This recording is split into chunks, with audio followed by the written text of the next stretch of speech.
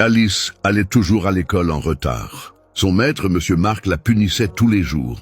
Parfois, il la faisait se mettre à genoux au milieu de la classe. D'autres fois, balayer la cour sous le soleil brûlant. Alice essayait de ne pas pleurer, mais ses yeux étaient souvent rouges de fatigue.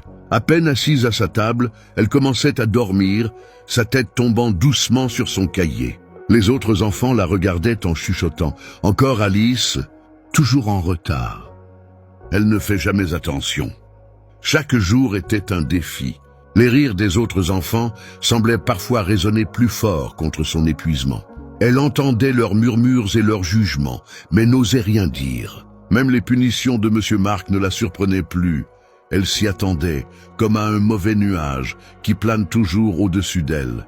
Et M. Mark, lui, devenait de plus en plus frustré.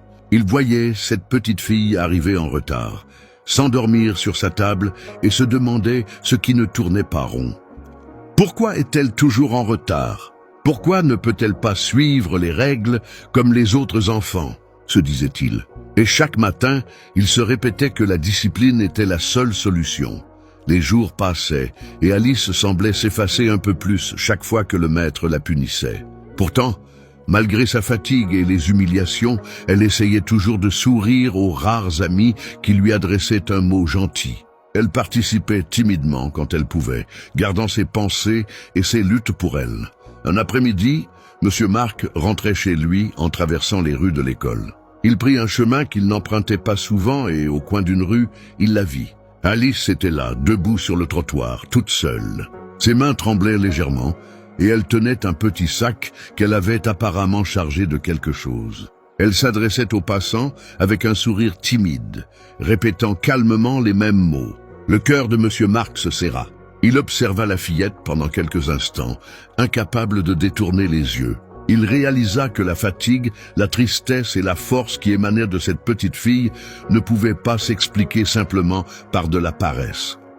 Le lendemain, Alice arriva encore une fois en retard. Mais cette fois, M. Mark, qui n'avait pas pu oublier la scène de la veille, l'invita à rester après la classe. Dans le silence de la salle vide, il s'assit à côté d'elle et pour la première fois demanda avec douceur « Alice, peux-tu me dire pourquoi tu arrives toujours en retard ?» Alice baissa les yeux. Un silence pesant remplit la pièce. Puis lentement, elle raconta son histoire. Sa mère était morte quand elle avait 5 ans, son père l'avait quittée peu après, et depuis, elle devait se débrouiller seule pour vivre. Chaque matin, avant même de penser à venir à l'école, elle travaillait pour survivre, faisant de son mieux pour gagner quelques sous avec ce petit sac d'eau qu'elle vendait. Elle parlait de la faim, de la fatigue, de la solitude. Ces mots étaient simples, mais chargés d'une émotion que M. Mark n'avait jamais imaginée. Le maître sentit son cœur se serrer. Il avait puni cet enfant sans comprendre sa réalité.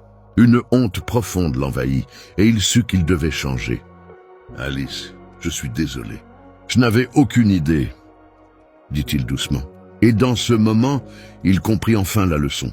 Avant de juger quelqu'un, il faut connaître son histoire. À partir de ce jour, M. Mark ne punit plus Alice pour ses retards. Au contraire, il chercha des moyens de l'aider. Parfois, il lui apportait un petit déjeuner, l'encourageait et trouvait des solutions pour alléger sa charge. Les autres enfants commencèrent aussi à comprendre, certains même l'aidèrent dans la cour ou partageaient un mot gentil. Pour Alice, les jours devinrent un peu plus lumineux. Elle continuait de faire face aux défis, mais désormais, elle savait qu'elle n'était plus seule. Et M. Mark, lui, avait appris une leçon qu'il n'oublierait jamais. Juger sans comprendre peut blesser, mais la compassion et l'écoute peuvent changer des vies.